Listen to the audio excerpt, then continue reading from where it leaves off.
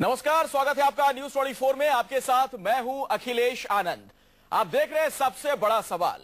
पहले तो नेताओं पर आरोप लगते थे कि वो जनता को टोपी पहनाते हैं, लेकिन जब अरविंद केजरीवाल ने टोपी पहनी तो सियासत में बदलाव की बयार बहने के संकेत मिलने लगे। लेकिन अब केजरीवाल की टोपी में ही बदलाव आ गया तो सवाल खड़ा हुआ कि कहीं अरविंद केजरीवाल भी जनता को टोपी तो नहीं पहनाने लगे। केजरीवाल जब अमेठी में कुमार विश्वास के चुनाव प्रचार के लिए पहुंचे तो उनकी टोपी पर उर्दू में छपा था, मैं हूं आम आदमी और आम आदमी पार्टी। पहले तो केजरीवाल की टोपी पर हिंदी में यह मजमून लिखा रहता था, फिर हिंदी के साथ उर्दू को जगह मिली और अब तो टोपी उर्दूमय हो गई। ऐसे में सबसे बड़ा सवाल यह कि क्या काशी में मोदी से मुकाबले के लिए केजरीवाल ने पहनी उर्दू वाली टोपी? क्या उर्दू वाली टोपी से केजरीवाल को मिल जाएंगे मुस्लिम वोट? और क्या अरविंद केजरीवाल भी करने लगे हैं जाति धर्म की राजनीति? इस मसले पर हम अपने मेहमानों के साथ सबसे बड़ा सवाल में चर्चा करेंगे, लेकिन पहले आपको एक रिपोर्ट दिखाते हैं।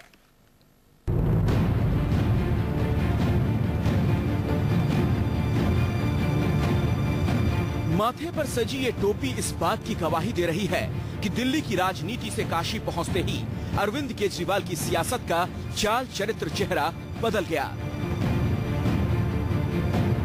अमेठी के महासमर में कवि मित्र कुमार विश्वास के चुनाव प्रचार के लिए अरविंद केजरीवाल ने जिस टोपी को शिरोधार्य किया है, आजकल उस पर उर्दू में छपा है, मैं हूं आम आदमी और आम आदमी पार्टी। मतलब केजरीवाल भी वही राजनीति कर रहे हैं जिसके लिए मुस्लिम वोट बैंक के रहनुमा बदनाम हैं। लेकिन सवाल है कि सियासत में नई सोच के साथ आए केजरीवाल को काशी के महाभारत में उतरने के बाद उर्दू वाली टोपी की जरूरत क्यों पड़ गई?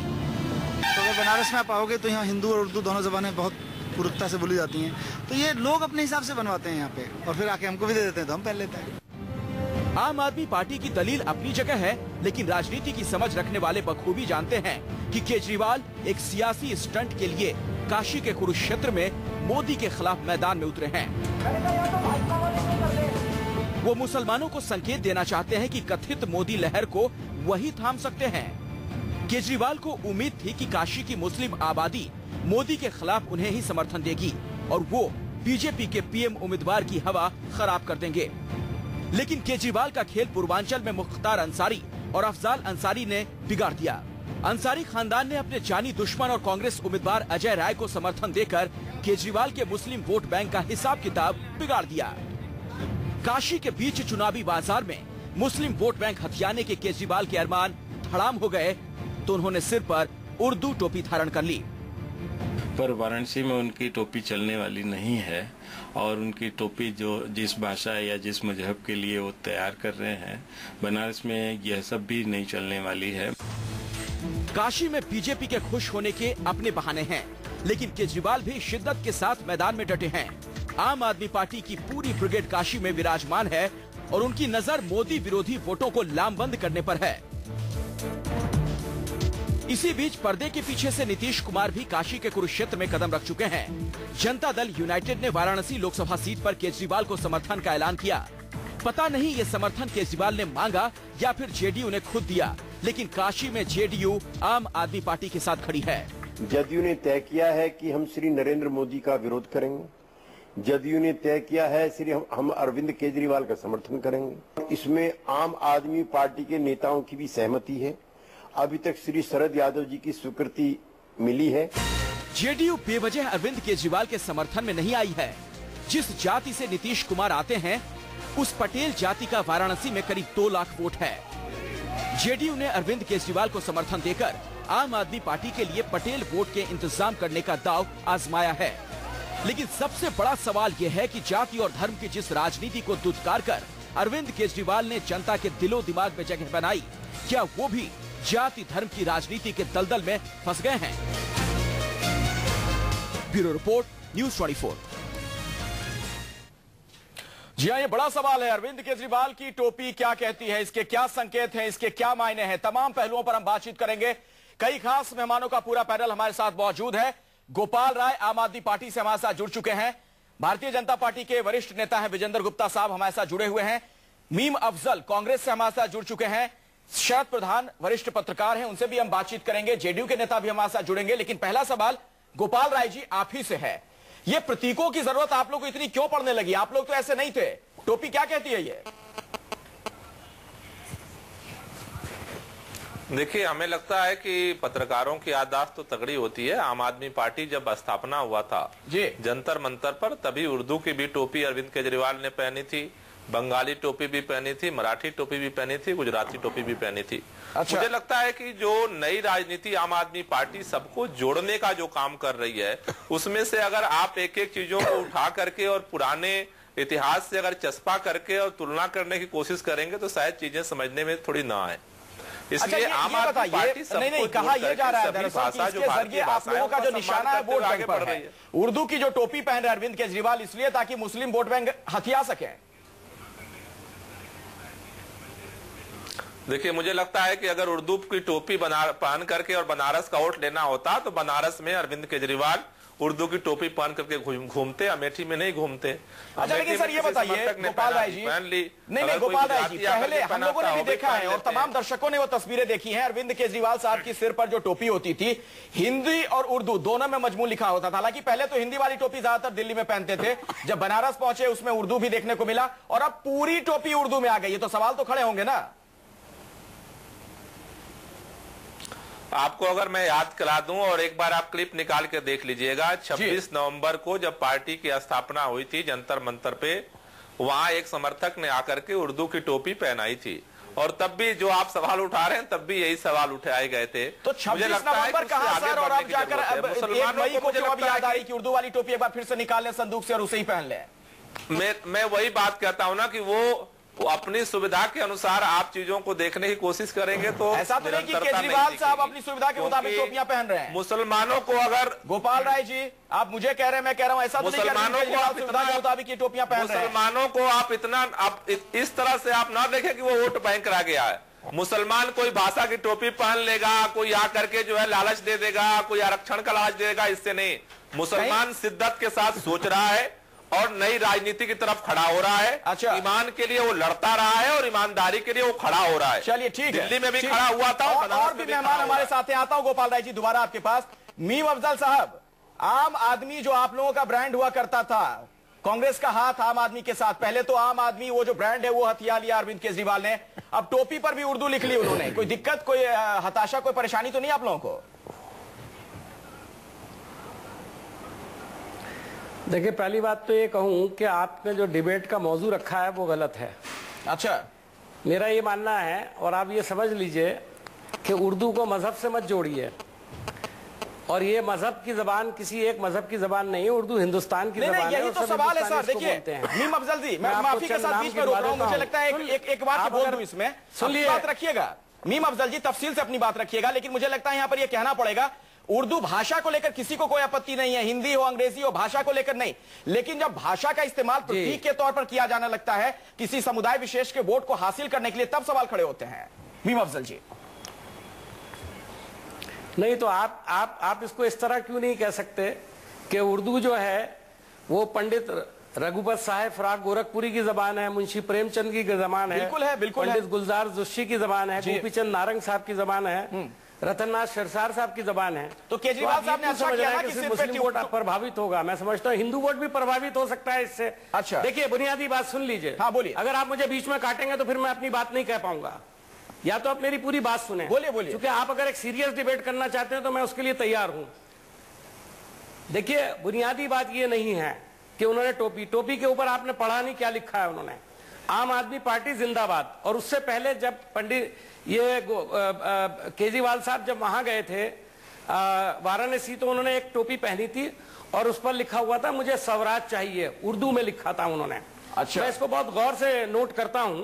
यकीनन ये उर्दू वालों को अट्रैक्ट करने की एक राजनीति हो सकती है, लेकिन उससे ज्यादा खतरनाक बात यह है, जो मेरा जो एतराज है वो उर्दू पर नहीं है। मेरा एतराज इस बात पर है कि जब केजरीवाल साहब नॉमिनेशन फाइल करने के लिए गए तो पहली बार उन्होंने दिल्ली के ऐवान गालिब के अंदर मुसलमानों की एक मीटिंग बुलाई और उसके अंदर दिल भर कर उन्होंने मोदी जी के खिलाफ अपना भाषण दिया और उसके अगले रोज वो जाकर के वहां नामांकन पत्र दाखिल किया। तो उसी दिन उन्होंने ये राजनीति शुरू की थी। जो बात आप कहना चाहते हैं वो सही है लेकिन वो उर्दू के नाम पर नहीं, मजहब के नाम पर मैं मानता हूँ। ठीक है, उन्होंने राजनीति की जो नई राजनीति का हिस्सा नहीं होना चाहिए यहाँ पर। भारतीय जनता पार्टी की तरफ से नुमाइंदे, राजनीति को बिल्कुल अलग है। मीम अफजल जी आऊंगा, मैं दोबारा लौटूंगा आपके पास। विजेंद्र गुप्ता जी, क्या कहती है केजरीवाल की नई टोपी? देखिए, अखिलेश बहुत साफ है और वोट बैंक पॉलिटिक्स का जो दामन समाजवादी पार्टी ने पकड़ा हुआ है, बसपा ने पकड़ा हुआ है, कांग्रेस ने पकड़ा हुआ है, उसी बैंड वैगन पर ये लोग सवार हैं और देश को बांटने का काम ये लोग कर रहे हैं। सवाल उर्दू भाषा का नहीं है। हालांकि मीम अफजल साहब ने दोनों बातें कह दी। मैं खुद उर्दू का आशिक हूँ, एक तरह से उर्दू का सम्मान करता हूँ। उर्दू के और बहुत अच्छा लगता है उर्दू सुनना।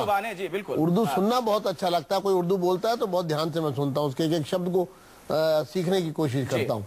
प्रश्न भाषा का नहीं है, प्रश्न है उसके पीछे की छुपी हुई मनसा का। अगर शाजिया मुस्लिम कम्युनिटी में बैठकर ये कहती है कम्युनल हो जाए मुसलमान, और केजरीवाल कोई कार्रवाई नहीं करते, और उधर जाकर के दिल्ली के, मुझे लगता है कि आपने एक बड़ा सवाल खड़ा किया। मैं एक प्रतिक्रिया इस पर ले लेता हूं गोपाल राय जी से, फिर आपको भी प्रतीकों को लेकर आपसे भी सवाल खड़े होंगे। मैं आपके पास लौटता हूं, लेकिन गोपाल राय जी देखिए, ये सवाल तो है, शाजिया इल्मी को ये कहने की जरूरत क्यों पड़ जाती है कि मुस्लिम अब कम्युनल होकर वोट करें, उधर उर्दू में टोपी? क्या मतलब, ये आप क्या साबित करना चाह रहे हैं इन संकेतों के जरिए? देखिए, हम कुछ नहीं साबित करना चाहते हैं। आम आदमी पार्टी का जन्म ईमान और इंसानियत की बुनियादी सिद्धांतों को लेकर के हुआ है और उसको लेकर के हम आगे बढ़ रहे हैं। मत करिए। वो दिक्कत ये होती है कि जब कुछ नहीं मिलता है तो किसानी बिल्ली खम्मा नोचती है। जब कोई बात नहीं मिलता है, जब ये लड़ाई आगे बढ़ रही है, लोग जुड़ रहे हैं, लोग इसके साथ एकताबद्ध हो रहे हैं, तो कहीं ना कहीं वो कोशिश क्या है कि किसी तरह से खींच करके उसी खांचे में ले जाकर के फिट करो। मुझे याद है आम आदमी का राग लाते थे आप लोग पहले। लेकिन आम आदमी पार्टी का बुनियादी सिद्धांत है कि हम ईमान और इंसानियत की राजनीति को लेकर आगे बढ़ेंगे। विजेंद्र गुप्ता जी से मेरा सवाल है, प्रतीकों की राजनीति आप लोग भी जमकर करते हैं। राजनाथ सिंह को क्या जरूरत पड़ गई थी कलवे जावेद साहब से जाकर मिलने की? मिलना कोई बुरी बात नहीं है, मिलना सबके साथ मिला जुला जाता है, लेकिन नहीं, संदेश उसके पीछे क्या होता है, मंशा क्या होती है? या फिर नरेंद्र मोदी कहीं जाते हैं, साहब भी एक मतदाता है, नरेंद्र मोदी साहब जहां जाते हैं वहां लोकल जुबान में बोलते हैं, वो भी तो कहीं ना कहीं प्रतीकों की राजनीति फिर कर रहे हैं। सवाल ये है कि नरेंद्र मोदी जी के एक भी भाषण में आप मुझे ऐसा दिखा दीजिए जहां से कोई इस प्रकार का उन्होंने संदेश दिया हो, देश को बांटने की कोशिश की हो, समाज को बांटने की कोशिश की हो, किसी वर्ग विशेष को बांटने की किसी भाषण में कहीं ऐसा नहीं है। निश्चित रूप से भावना, जो भावना यहाँ नजर आ रही है मुझे, सिर्फ इस टोपी का सवाल नहीं है। ये बताइए, पंजाब गए तो पगड़ी क्यों पहन ली उन्होंने? अखिलेश, मैं आपको बड़ा साफ रूप से कहना चाहता हूं, ये बताइए ना, पंजाब गए तो पगड़ी क्यों पहन ली? वो भी तो प्रतीक है। पगड़ी उन्होंने नहीं पहनी, वहां के लोगों ने उनको पगड़ी से सम्मानित किया, उन्होंने पहन लिया, उसमें कौन सा आरोप तो लगेंगे कि हो सकता है आप भी उस वोट बैंक को आकर्षित करने के लिए ऐसा कर रहे हैं। प्रश्न ये है कि अगर योगेंद्र यादव मेवात में जाकर के ये कहते हैं कि मैं सलीम हूं, और यादव क्षेत्र में जाकर कहते हैं मैं यदुवंशी हूं, और अगर आप ओखला में जाकर के केजरीवाल कहते हैं कि मैं मोहन चंद शर्मा ने जो की हत्या की जांच कराऊंगा, उस पूरे घटना की जांच कराऊंगा, ठीक है, तो प्रश्न ये है कि पहले दिन से और अब तक जितने भी वाकया हुए हैं, अभी गोपाल जी कह रहे हैं, मुझे याद है सरकार जब बनाई थी इन लोगों ने तो इनके मंत्री 3 व्हीलर में आ रहे थे। क्या दिखाना चाहते थे कि हम आम आदमी टोटल हर नाटक करने की जो प्रक्रिया इन्होंने चालू की है, मैं शरद प्रधान जी से, एक मिनट, ये शरद प्रधान जी हमारे साथ बने हुए वरिष्ठ पत्रकार है। शरद प्रधान जी, क्या दल कोई भी हो, नेता कोई भी हो, उनके लिए बहुत ही सहूलियत ये हो जाती है कि वो प्रतीकों की राजनीति करें ताकि मुद्दे गौण हो जाए? नहीं, मैं 2 बातें कहना चाहूंगा। एक तो ये है कि हम पत्रकारों को भी अपना थोड़ा चश्मा उतार के देखने की जरूरत है, क्योंकि हम हर चीज को एक फिक्स नजरिए से देखते हैं। हम खुद भी जो है, हमारा भी जो है एटीट्यूड ये हो गया है कि हर चीज को कलर देने का। सर एक मिनट, अगर शरद प्रधान जी माफी के साथ बीच में रोकना पड़ेगा। एक बड़ी खबर है, दर्शकों को जरा बता दें कि समाजवादी पार्टी के नेता हैं अबू आजमी, उन्होंने आज एक बयान ये दे डाला कि समाजवादी पार्टी को जो वोट नहीं करेगा वो मुस्लिम नहीं होगा। अबू आजमी हमारे साथ खुद इस वक्त मौजूद है, मैं पहले उन्हीं का रुख करना चाहूंगा। अबू आजमी साहब, ये कौन सी नई व्याख्या दे दी आपने मुसलमान होने की? नहीं, हमने ये दे दिया कि आजकल देख रहा हूँ कि बीजेपी के साथ कुछ दाढ़ी वाले खड़े हैं और कुछ गोसे वाले औरतें हैं, कह रहे हैं कि भाई ये मुसलमान लोग जो हैं बीजेपी के साथ हैं। आज जो है अगर ऐसे लोगों को दिखा करके दिखाया जाएगा तो मुझे शक है वो बीजेपी जो मुसलमानों को तबाह और बर्बाद कर रही है, वो बीजेपी जो नहीं, आपने जो बयान दिया है अबू आजमी साहब, आपने ये कहा है, मैं पढ़कर आपको सुना रहा हूं, मेरे पास उसकी कॉपी है। आपने कहा है कि, एक मिनट सुन लीजिए अबू आजमी जी, मुसलमान समाजवादी पार्टी के खिलाफ बात करेगा तो मैं उसका डीएनए टेस्ट करवाऊंगा, वो सच्चा मुसलमान नहीं हो सकता है। हाँ, तो मैं कह रहा हूँ ना कि हम जहाँ लड़ाई लड़ रहे हैं, जहाँ बीजेपी सामने है, बीएसपी सामने है, जो लोग सामुदायिकता फैला रहे हैं, और आज उत्तर प्रदेश में समाजवादी पार्टी माइनॉरिटी के लिए सब कुछ कर रही है, तो ये जो दिखाया जा रहा है फोटो कि ये लोग जो बीजेपी के साथ है, बीएसपी के साथ है, इलेक्शन कमीशन ने इनके खिलाफ कार्रवाई क्यों नहीं की? अबू आजमी जी, इलेक्शन कमीशन ने इनको नोटिस क्यों नहीं दिया? अबू आजमी साहब, मेरी गुजारिश है आप हमारे साथ बने रहिएगा, मैं जरा दर्शकों को पहले सुनवा दूं, आखिर आपका ये बयान, पूरा बयान है क्या, सुनिए। जो भी मुसलमान कम से कम समाजवादी पार्टी के खिलाफ बात करेगा, उसका डीएनए टेस्ट करो, वो सच्चा आदमी है कि नहीं सच्चा आदमी है, क्या आरएसएस वाला तो नहीं, डीएनए टेस्ट करो उसका, वो सच्चा हो ही नहीं सकता, मैं कहना चाहता हूं। अबू आजमी साहब, ये आप क्यों तय करेंगे? जनतंत्र है, लोकतंत्र है, जनता तय करेगी उसे किसको वोट देना है। आप कौन होते हैं डीएनए टेस्ट करवाने वाले? जनतंत्र है, जमहूरियत है, मुझे भी बोलने का पूरा आपका स्पीच एंड एक्सप्रेशन का मुझे वो मिला हुआ है। मैं जनता की सेवा कर रहा हूँ। मैं चाहता हूँ कि सच्चे लोग सच्चाई के साथ रहें, गलत जगह पे न जाएं। जो फोटो दिखा करके दिखाया जा रहा है, ये बात थोड़ी गले नहीं उतर रही है कि जो समाजवादी पार्टी के साथ है वो सच्चा मुसलमान है और जो समाजवादी पार्टी से इतर है, अलग हटके है, वो मुस्लिम नहीं है। कौन सी नई व्याख्या कर रहे हैं? ऐसा लग रहा है मानो आप खुदा हो गए। आप नाराज क्यों इतना हो रहे हैं जनाब? मैं तो अपनी बात कह रहा हूँ। आपने बात ही नाराजगी वाली की है। मैं बिल्कुल नहीं कह रहा हूँ। विजेंद्र गुप्ता है, भारतीय जनता पार्टी के नेता, कुछ कह रहे हैं। आपने नाराजगी वाली बात की है। जो बताना है, इलेक्शन कमीशन को आपके खिलाफ कार्रवाई करनी चाहिए। मैं इस पर एक रिएक्शन देना चाहता हूँ। जी जी, मीम अफजल भी हैं कांग्रेस से, सुन लीजिए अबू आजमी साहब। मीम अफजल बोलिए। याद दिलाना चाहता हूँ, सख्त सख्त कार्रवाई होनी चाहिए व्यक्ति के खिलाफ। अबू आजमी साहब को अगर आपने ज्यादा बयान पुरानी दिया बात नहीं है, है, जिसने कौम को भी बांटने की कोशिश की है। समाजवादी पार्टी को अगर हिंदुस्तान के इनको जब बनाया गया तो ये वापस हो गया, तो इनका भी डीएनए टेस्ट होना चाहिए। कौम के खिलाफ बोल रहे हैं पॉलिटिकल पार्टी के लिए। बारी बारी से अपनी बात रखिए। एक मिनट, आपने कौम के साथ गद्दारी की, मुझे ऐसा लग रहा है। बात सुन लें। जी जी, मीम अफजल को सुन लेते हैं जरा। आपको जो कह रहे हैं वो कह लीजिए। मीम अफजल को सुन लेते हैं। मीम अफजल बोलिए। 35% में 40% अच्छी नौकरियों में था, कांग्रेस ने लाकर 2% में भिखमंगा बना दिया है। क्या सुनाएंगे आप हमको? अभी 3 महीने पहले की बात है। बोलिए मीम अफजल जी, जवाब दीजिए। देखिए, जो आपने बयान दिया है, जो अभी चलाया गया, उस पर मैं यही कह सकता हूँ कि अगर हिंदुस्तानी मुसलमानों का डीएनए कराओगे, डराते हैं मुसलमानों को कि अगर हमें अगर आप पूरे हिंदुस्तानी मुसलमानों का डीएनए कराएंगे तो मेरे ख्याल में कुछ और ही निकलेगा। आपका भी अगर डीएनए टेस्ट कराया जाएगा तो मुझे नहीं मालूम कि आपका डीएनए टेस्ट में क्या निकलेगा। नहीं, मैं पक्का मुसलमान हूँ। मेरे ख्याल में वो सही पूछ रहे थे आपसे कि नाउजुबिल्लाह आप तो खुदा हो गए कि मुसलमान होने का सर्टिफिकेट आप दे रहे हो। कांग्रेस ने आज अबू आजमी जी चिल्ला कर साम्राज्य फैला रही है। अबू आप कांग्रेस को जितना चाहे गाली दीजिए, लेकिन मुसलमानों को सर्टिफिकेट मत दीजिए मुसलमान होने का। इससे ज्यादा सांप्रदायिक स्टेटमेंट नहीं हो सकता। अबू आजमी साहब ने प्रूव कर दिया कि सांप्रदायिक, ये सस्ती लोकप्रियता हासिल करने का एक तरीका है। आप बात कर रहे हो अबू आजमी इंडिया में साहब, बने रहने का एक तरीका ही है। शर्म आनी चाहिए, हंसेंगे आपकी बात सुन करके। जी जनाब, शर्म आनी चाहिए आपको। आपको शर्म आए? आज आपको शर्म आनी चाहिए। करके हंसी आएगी लोगों को। पानी में डूब मरिए। और मेरा ख्याल ये कुफ्र का फतवा भी लागू हो सकता है आपके ऊपर। जनाब, तो सच्चाई कह रहा हूँ, मैं कुछ नहीं कह रहा हूँ, मैं बिल्कुल सही बात कह रहा हूँ। आज ईमानदार वोटों के लिए आप अगर ये कह रहे हैं कि जो समाजवादी पार्टी को वोट नहीं डालेगा उसका डीएनए टेस्ट कराना चाहिए, तो डीएनए टेस्ट कराने में क्या सारे हिंदुस्तान के मुसलमान निकलेंगे? गौर किया कभी आपने इस पर? मुझे शक है। आपको पता है 90% हिंदुस्तान का मुसलमान वाले दिखाते हैं, मुझे कन्वर्टेड है, मुसलमान इनके साथ जा सकता है जो लोग आज और वो हिंदू समाज से आया है। फैला रहे हैं। एक मिनट अबू आजमी, तो आप डीएनए किसका करेंगे? मुमकिन है आपका डीएनए टेस्ट कराया जाए। अबू आजमी जी, आपने जो बयान दिया है, क्यों ना माना जाए कि ये भी अपनी तरह की एक सांप्रदायिकता है? कोई सांप्रदायिकता नहीं है। तो आप कैसे तय करेंगे सर? आप ये कैसे तय करेंगे कि कौन मुस्लिम है, नहीं है? आप मैं कहाँ सर्टिफिकेट तय कर कैसे रहा हूँ? बांटने मुझे जो बात लगे? कहना था मैंने कह दिया, मैं कहाँ तय कर रहा हूँ? जिसको जहाँ देना पड़ दे, लेकिन मुझे नहीं, आपने बोला है, हमने वो बाइट सुनाई है दर्शकों को, आपने जो कहा वो बात हम सुनवा रहे हैं, कहिएगा तो मैं दोबारा सुनवा देता हूँ एक बार फिर से, कैसे आपने उस पर साफ साफ कहा है? मीटिंग में मैं बात नहीं कर पाऊंगा आपसे, मैं कंप्लेनिंग कर रहा हूँ जनाब। अब आपका बहुत बहुत शुक्रिया, धन्यवाद। नहीं, अबू आजमी जी आपको जवाब देना चाहिए, आप बने रहिए हमारे साथ, आपको जवाब देना चाहिए। मैं लाइन काट दूंगा, आपने गलत बयान दिया है, बात नहीं कर सकता, प्लीज।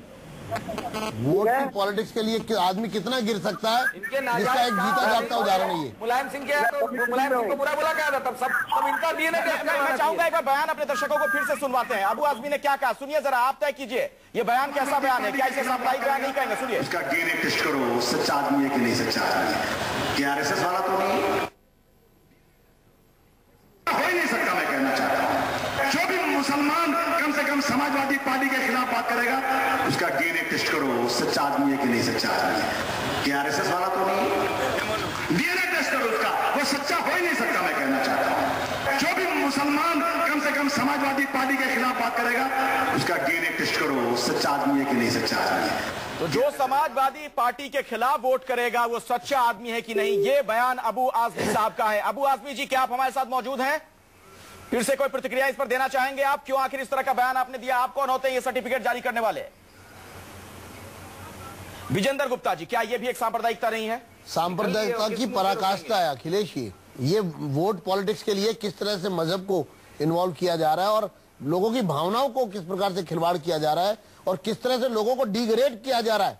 यानी कि आप जबरन जो है लोगों को एक कम्युनल लाइन पर वोट डालने के लिए एक तरह उत्तेजित कर रहे हैं। एक बड़ी तस्वीर जो सामने आ रही है, मीम अफजल जी, मैं चाहूंगा आप उसका जवाब दें।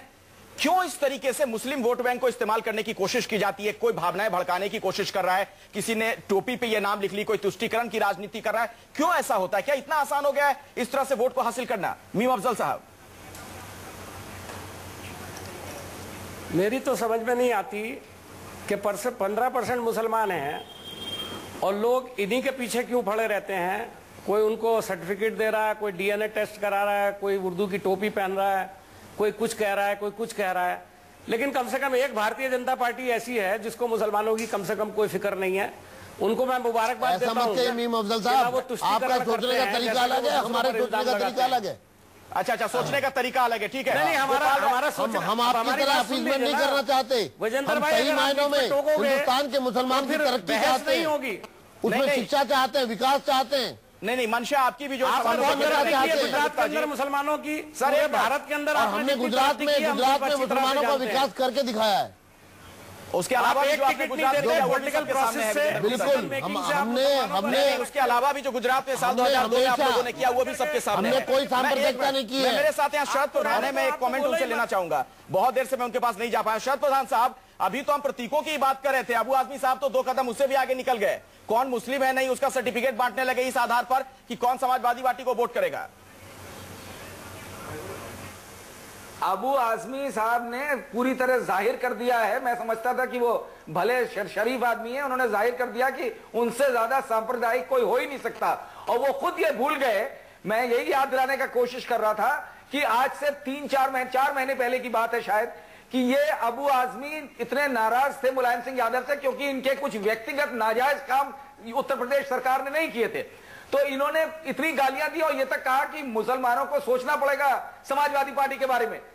तब ये इनको मुलायम सिंह ने बुला के बहलाया, फुसलाया, प्यार किया, तब ये जाकर के फिर इन्होंने स्टेटमेंट बदल दिया। उस जमाने में तो इन्हीं का डीएनए टेस्ट होना चाहिए था कि इतनी बाकायदा प्रेस कॉन्फ्रेंस करके इन्होंने मुखालफत करी थी समाजवादी पार्टी की। जी, तो ऐसा जो आदमी हो, जो इतना बड़ा थाली का बैगन हो, उसके बारे में क्या सोचना है? ये आदमी सांप्रदायिक, इनके अगेंस्ट एक्शन लेना चाहिए। इन्होंने इस मुल्क के मुसलमानों की बेइज्जती करी है। 1 मिनट, मैं आनी चाहिए ऐसे आदमी को। आता हूं सर आपके पास। है असली गोपाल राय, गैर इस्तेमाल किसी चीज का कम्युनल इस्तेमाल, use of communal politics. Communal चूंकि आप शब्द यहाँ जिक्र कर रहे हैं, सांप्रदायिकता का जिक्र कर रहे हैं, तो मेरे जहन में एक सवाल और भी आ गया है। पॉलिटिक्स नहीं प्रधान जी, 1 मिनट आता हूं सर। गोपाल राय, गोपाल राय जी, आपसे मेरा सवाल है, आपकी पार्टी के नेता शाजिया इल्मी ने भी कुछ ऐसा ही बयान दिया था कि मुस्लिमों को वक्त आ गया कि कम्युनल होकर वोट करें। वो आदमी का स्टेटमेंट नहीं आया। गोपाल राय जी, केजरीवाल को सबसे बड़ा कम्युनल कह देते। ये नजरिया एज जर्नलिस्ट हम लोग को भी आता हूं सर। शरद प्रधान जी, आपके पास मैं आऊंगा, लेकिन मेरा सवाल अब गोपाल राय जी से। गोपाल राय जी, ये तो जिस तरीके का बयान आपकी नेता ने दिया था साजिया इल्मी ने कि मुसलमान कम्युनल होकर वोट करें, कुछ उसी तरह से मिलता जुलता बयान लग रहा है अबू आजमी साहब का। देखिए, पहली बात है कि इन दोनों बयानों की तुलना करना ठीक नहीं है। अच्छा, जहां तक तुलना करने की बात अगर आप सोचते हैं, जो आदमी ने अभी कहा है, गिरिराज सिंह ने, यही भाजपा के नेता ने बिहार में कहा था कि जो भाजपा को वोट नहीं देगा, मोदी को नहीं साथ देता है, वो सारे पाकिस्तानी एजेंट क्या है सर? मुझे लगता है कि कोई भी इस तरह का बयान दे, मुझे लगता है कि वो बयान ठीक नहीं है। करते हैं तो मैं आपसे अलग जवाब इस तरह के गोपाल बयान सब पे जाना पड़ेगा। आप साजिया इल्मी के बयान को क्या डिफेंड कर रहे हैं? मैं जो बोल रहा हूं उसको सुनेंगे तो समझ में आ जाएगा। ठीक है, बोलिए बोलिए। आप हर चीज में बीच में बोलोगे, आप तो सुनाई नहीं देगा ना आपको। मैंने जो बात बोली आपको समझ में नहीं आया क्या बोला मैंने? बोलिए बोलिए, ब्रेक लेना होगा, जल्दी बोलिए। मेरा ये कहना है कि कोई भी इस तरह की बयानबाजी कर रहा वो ठीक नहीं है। मुझे लगता है कि सकारात्मक तरीके से भारतीय राजनीति को आगे बढ़ाने की जरूरत है, और उसका जो बेस होगा वो होगा ईमानदारी और इंसानियत।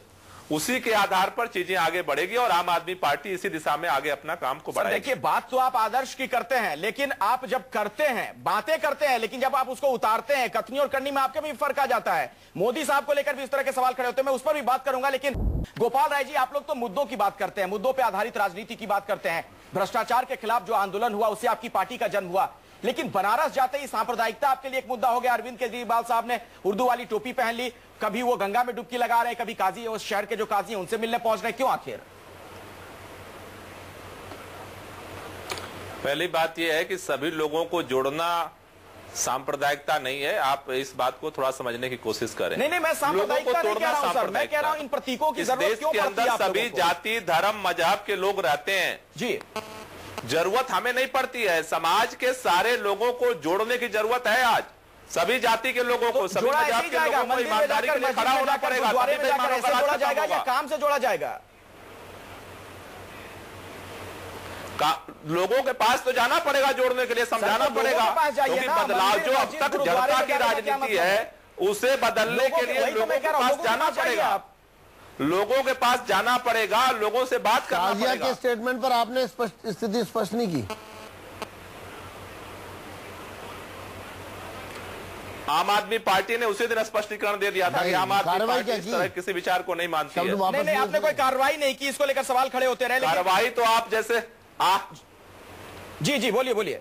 पहली बात यह है कि भाजपा के लोग कार्रवाई की बात करते हैं। आप अपनी बात का जवाब दीजिए, बताइए। आपको भी जवाब देना पड़ेगा। नहीं, विजेंद्र गुप्ता जी, अब आप भी फंस गए। कार्रवाई की बात करेंगे तो गिरिराज सिंह के खिलाफ क्यों नहीं कार्रवाई? देखिए, गिरिराज सिंह के बारे में स्पष्ट रूप से पार्टी ने पहले दिन ही कार्रवाई क्यों नहीं हुई? जो सवाल आप पूछ रहे हैं उसका जवाब आपको भी देना चाहिए। जो शाजिया ने बोला वो और जो आज अबू आजमी ने बोला, कोई फर्क नहीं है। गिरिराज सिंह की बात कीजिए ना, जो पाकिस्तान भेजने की बात कर रहे थे तमाम लोगों को, नरेंद्र मोदी के खिलाफ। गिरिराज सिंह बिल्कुल अलग थलग पड़ गए, शाजिया अलग थलग नहीं पड़ी है। अलग थलग पड़ गए, कार्रवाई क्या की? अलग थलग पड़ गए और पार्टी के एक भी व्यक्ति ने उनका साथ किसी भी तरह से, और एक तरह से क्या हुई? कार्रवाई हुई ना। क्या कार्रवाई?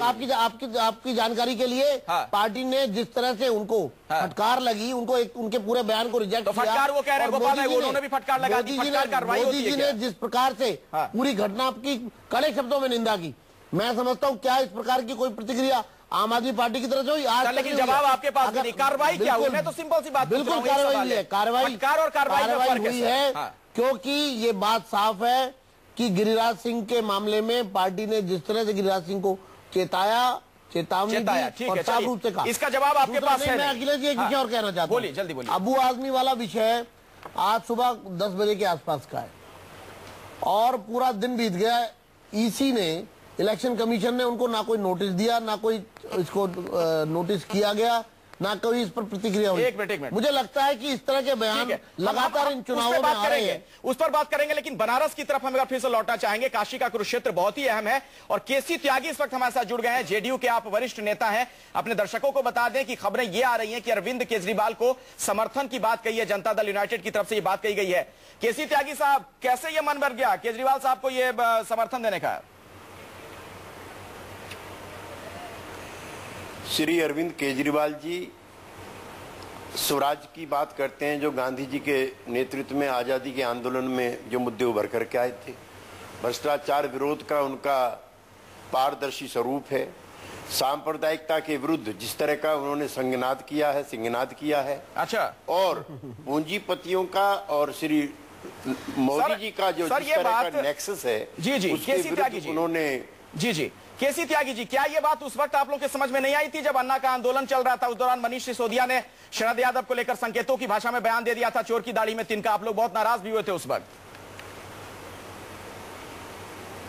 ये कोई होली गीता कुरान या बाइबल नहीं हुआ करते हैं। पॉलिटिकल जो पार्टीज हैं जी, वो समय के जो उस समय के अंतर विरोध हैं उसके हिसाब से काम करते हैं। ये कोई ऐसा इसका हार्ड एंड फास्ट रूल नहीं होता है जी। आज जब सांप्रदायिकता मुख्य खतरे के रूप में है, लेकिन तो हम लोगों ने लेकिन सर आप कर क्या पाएंगे? मतलब वहाँ पे क्या प्रेजेंस है? आप बोल लीजिए, मुझे बोलने नहीं, प्रेजेंस क्या है बिहार के बाहर, बनारस में खास? आप लोग धीरज भी नहीं रख सकते हैं। जी आप तो इतना धीरज भी नहीं है कि सेंटेंस भी मेरा पूरा हो जाए। पहले आप बोल लीजिए, फिर मैं बाद में नहीं बोलिए सर, मैं सुन रहा हूँ, धीरज के साथ सुन रहा हूँ, बोलिए। तो समाजवादी आंदोलन का जो शिखर पुरुष थे आचार्य नरेंद्र देव जी, ये उनकी कर्मभूमि है, राजनारायण जी की जन्मभूमि है। वहां हमारा कोई उम्मीदवार नहीं है, लेकिन श्री नरेंद्र मोदी हराओ, जो कि इस समय उत्तेजनात्मक राजनीति के प्रतीक के रूप में, गुजरात के जो पूंजीवादी मॉडल है उसके प्रतीक के रूप में उभरे हैं। तो हमने श्री अरविंद केजरीवाल जी को वहां पर नरेंद्र मोदी जी के मुकाबले में सबसे अच्छा उम्मीदवार माना है। अच्छा। इसलिए हम बगैर शर्त के उनका समर्थन करते हैं। तो कौन सा वोट मिलेगा सर? जो पार्टी के राष्ट्रीय राजनीति की बात हो रही है, पटेल वोट बैंक जो वहां पर है, वो तो नहीं आप सोच रहे हैं कि केजरीवाल की झोली में डाल देंगे? नीतीश कुमार जो आपके नेता हैं, उनका वाला वोट बैंक? हम ना पटेल डालेंगे, ना यादव डालेंगे, ना हम मुस्लिम डालेंगे, ना हिंदू डालेंगे। अच्छा। हम वहां के जागरूक मतदाताओं से अपील करेंगे कि श्री केजरीवाल जी सबसे उपयुक्त उम्मीदवार हैं, और उन्होंने वो करिश्मा दिल्ली में करके दिखाया है कि 6 महीने में पार्टी बना करके, सर पार्टी में जो मुख्य धारा की दोनों पार्टी हैं, इस राय को हरा करके। सर पार्टी में क्या इस पर एक राय बन चुकी है आपकी पार्टी में? चूंकि शरद यादव साहब से जब हमारे रिपोर्टर ने इस बाबत बात करने की कोशिश की तो उनका यह बयान था कि आप ही से पूछ लें, केसी त्यागी साहब से। हाँ, तो मैं बता रहा हूं आपको, मेरी शरद यादव जी से, श्री नीतीश कुमार जी से, दोनों बड़े नेताओं से बातचीत हो चुकी है, और ये पार्टी का ऑफिशियल स्टैंड है। और जल्दी ही हमारी पार्टी के राष्ट्रीय अध्यक्ष श्री शरद यादव जी बनारस का दौरा करेंगे। अच्छा। और अपना नैतिक समर्थन वो श्री अरविंद केजरीवाल जी और आम आदमी पार्टी को देंगे। चलिए, तो गोपाल राय जी आप तो खुश हो रहे होंगे, एक और वोट बैंक आपकी तरफ आ रहा है। पहली बात मैं यही कह रहा हूं कि वोट बैंक की भाषा से थोड़ा पीछे हटिए। एक बदलाव, और भारतीय राजनीति में एक बदलाव का अध्याय शुरू हो रहा है। अच्छा। भारत के लोग खड़े हो रहे हैं क्योंकि उनको चूसा गया है, अब तक लूटा गया है। वोट बैंक कोई किसी के पास आज की तारीख में ना है, और ना उससे बहुत समाज आगे बढ़ चुका है। अच्छा। रही बात की बदलाव में जो लोग भी चाहते हैं और ईमानदारी की राजनीति को समर्थन देना चाहते हैं, वो सारे लोग साथ खड़े होना चाहिए, क्योंकि उसके बगैर देश नहीं बदलेगा। अच्छा, मतलब भ्रष्टाचार अब कोई मुद्दा नहीं है, अब सांप्रदायिकता बड़ा मुद्दा आप लोगों के लिए? मैंने ईमानदारी क्या केवल सांप्रदायिकता से आती है अखिलेश जी, थोड़ा तो समझदारी की बात आप भी करिए। अच्छा, तो दिल्ली में तो सांप्रदायिकता की याद आपको नहीं आई थी सर? यहाँ पे तो भ्रष्टाचार के खिलाफ ही आंदोलन लड़ा, अपने पार्टी का जन्म ऐसे ही हुआ। बनारस पहुंचते हैं तो सांप्रदायिकता, मतलब सुविधा के मुताबिक राजनीति करने लगे। दिल्ली में भी, दिल्ली में पहली बात क्या है जी, पहली बात कि हम दो बात कह रहे हैं। दिल्ली के अंदर जब से आंदोलन पैदा हुआ है, दिल्ली के अंदर भी, बनारस के अंदर भी, पूरे हिंदुस्तान के अंदर भी ईमानदारी और इंसानियत के आधार पर खड़ी हो रही है। साथी आपके साथ जा रहे हैं, खड़ी हो रही है। देखिए अखिलेश, हाँ, ये बहुत अजीबोगरीब स्थिति है। डूबती जेडीयू को अरविंद केजरीवाल का सहारा। अच्छा। अब ये बेचारे वहां तो बिहार में तो पिट गए बुरी तरह, इनकी तिथरे हो गए, पूरे देश से समाप्त हो गए। अब एक शगुफा छोड़ रहे हैं, इनको कौन पूछ रहा है बनारस में? उत्तर प्रदेश में कितने लोग ये लड़वा रहे हैं, क्या ये करेंगे वहां? लेकिन जिसे कहते हैं खिसियानी बिल्ली खंबा नोचे, ये एक तरह से खंबा नोचने का काम कर रहे हैं, क्योंकि फ्रस्ट्रेशन अपनी निकालने के लिए जिस तरह की बयानबाजी कर रहे हैं। इनका कोई दीन ईमान नहीं है, इनका कोई वो नहीं है। इनकी पार्टी को हमारी पार्टी ने जो समर्थन दिया, और आज ये अपने करवे पर पछता नहीं रहे। ठीक है, मैं जवाब ले, सिर्फ खंबा नोच रहे हैं। केसी त्यागी जी ये कह रहे हैं खिसियानी बिल्ली खंबा नोचे।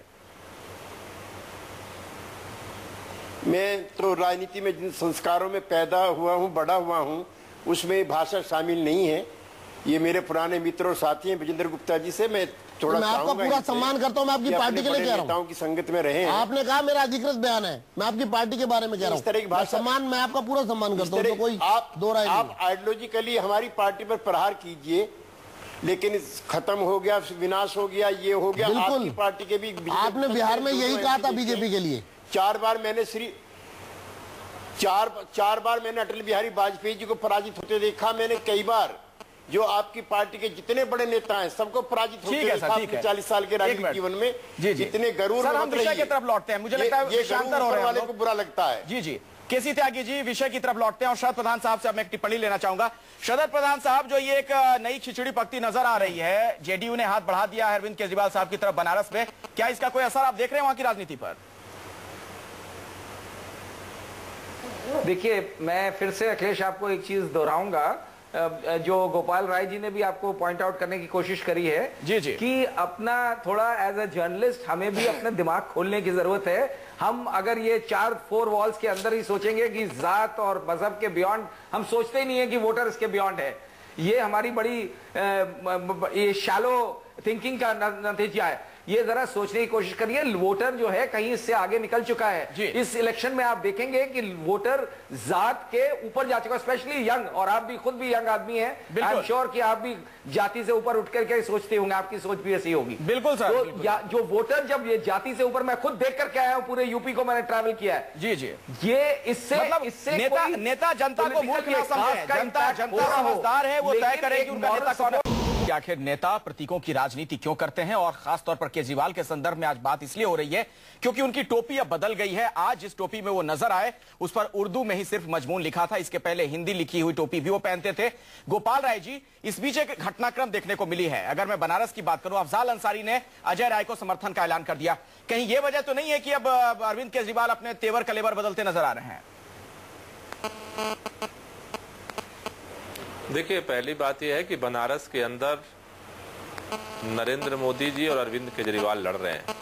बनारस के अंदर जो लोग भी, भाजपा को बार बार मौका मिला बनारस में, कांग्रेस को भी मौका मिला है बनारस के अंदर प्रतिनिधित्व करने का। जो कांग्रेस और भाजपा से मुक्ति चाहते हैं वो अरविंद केजरीवाल आम आदमी पार्टी के साथ खड़े हैं। उसमें कौन किसके साथ जाता है, कौन किसके साथ नहीं आता है, बहुत छोटी सी बात है। जी जी। लेकिन आम आदमी पार्टी जो अपने वसूल, अपने सिद्धांत और अपने संघर्ष के लिए अपने अभियान को चला रही है और बनारस की व्यापक जनता का समर्थन खड़ा हो रहा है, इसीलिए बौखलाहट है, भाजपा के अंदर बौखलाहट है। रोजाना गुंडाई होती है यहाँ, ये सारे सिद्धांत की बात करते हैं और रोजाना हर चौपाल में, हर चौराहे पर, हर जुलूस में, हर मीटिंग में गुंडाई करते हैं सर।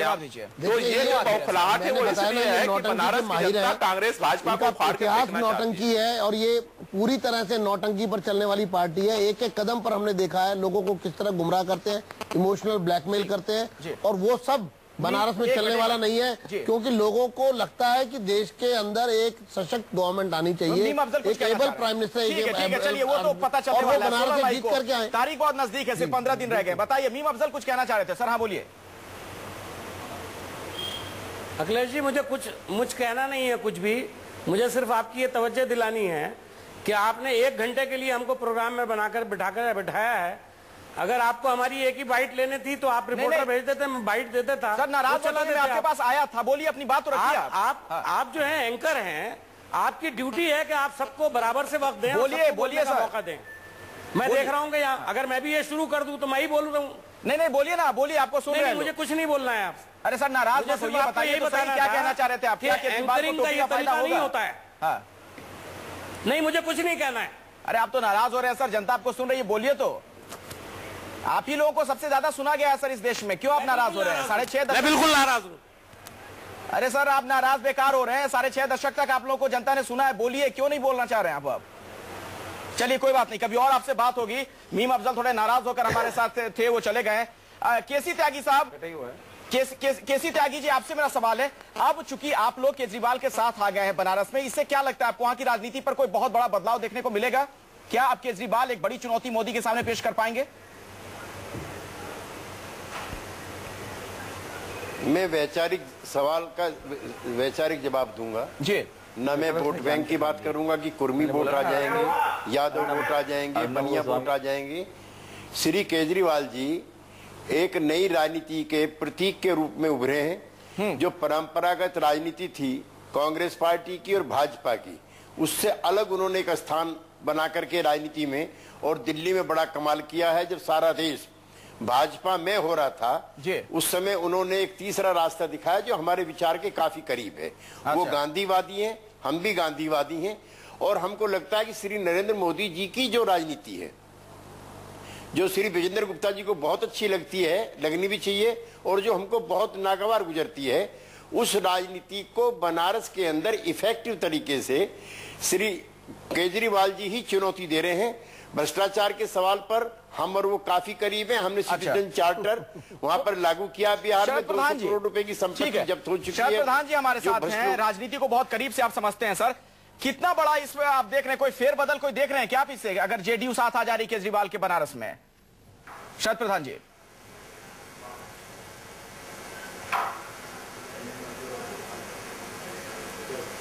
शरद प्रधान जी मेरी आवाज आ रही है आप तक? हाँ अब आ गई, अभी तो गायब हो गई। सर कोई बड़ा बदलाव आप देख रहे हैं क्या, अगर केसी त्यागी साहब कह रहे हैं कि अब जेडीयू केजरीवाल के साथ है, बनारस के में कुछ बड़ा बदलाव होगा? नहीं, मुझे लगता नहीं कि इससे बहुत ज्यादा फर्क पड़ने वाला है। मॉरल सपोर्ट अच्छा है और ये जाहिर करता है कि भाई जानते हुए बगल में है और बिहार की इन्फ्लुएंस जरूर यहाँ पे कुछ वोटर्स पे पड़ती है, तो एक अच्छा असर पड़ेगा। बहुत ज्यादा डिफरेंस नहीं होने वाला है। एक बात तो सर ये कही जा रही है जी सर, एक बात ये कही जा रही है कि करीब वहां पर खिलाफ फाइट 2 लाख के आसपास पटेल वोट बैंक है। क्या आपको लगता है ये ट्रांसफर करा पाएंगे नीतीश कुमार केजरीवाल को? आप पूरा सेंटेंस नहीं कंप्लीट कर रहे थे, बीच में आप बोल जाते हैं। हर एक की यही शिकायत है। मैं सुन नहीं पाया आपने क्या बोला, क्योंकि मैं अलग बोले जा रहा था, आप अलग बोले जा रहे थे। किसी और दिन सर आपसे बात होगी, वक्त इतना ही है, मैं माफी चाहूंगा आपसे, वक्त इतना ही है। बार बार मुझे कहा जा रहा प्रोग्राम खत्म करने के लिए। फिलहाल आप तमाम मेहमानों का शुक्रिया इस चर्चा में शिरकत करने के लिए।